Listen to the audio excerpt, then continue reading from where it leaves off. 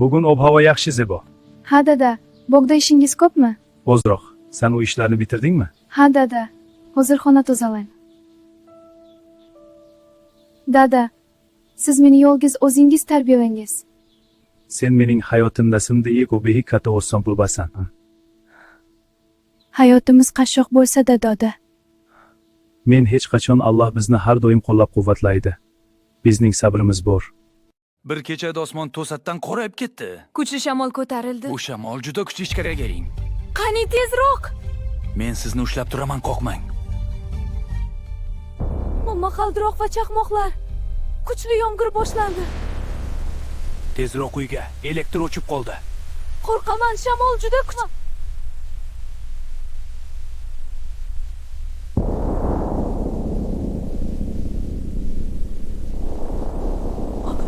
Otay tuta olmayapman edi. Otay! Otay yordam bering. Otay ichkaridamisiz? Nima bo'ldi?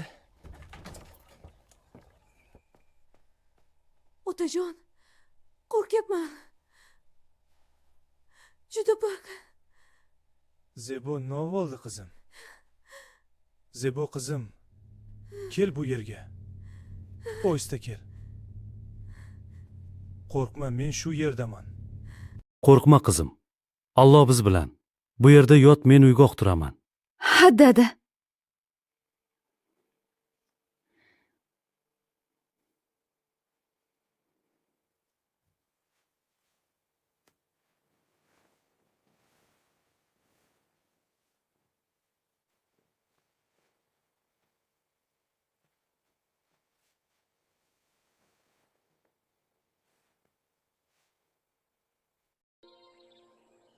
Yuragimda duo qila boshladim qizim.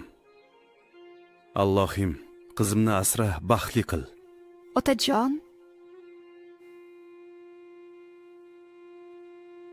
Seni yolg'izim qatta qildim.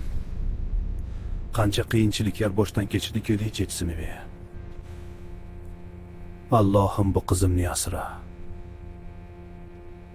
Uni yaxshi odamga nasib et. Har safar qaytib kelib, qizimning yonida o'tirdim. Uni kuzatdim, huzur topdim. Uning tinch uyi menga taskin beradi. Zebo nihoyat tinch uxlab qoldi. Yuzi osoyishta edi. Shunday tinch. Tong yaqinlashdi. ha, momaqaldiroqlar to'xtadi. Yaxshi, bu kecha o'tdi. Endi tinchlik. Ertalab chiqaylik Zebo. Yuraylik, Hakim ota.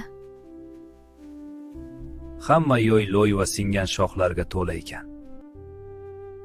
Devor qisman qulab tushgan ekan. Tozalashni boshlayman. Yordam bersam bo'ladimi? Voy, belimga nimadir urdi? Nima bo'ldi, topdingmi? Ha, quti.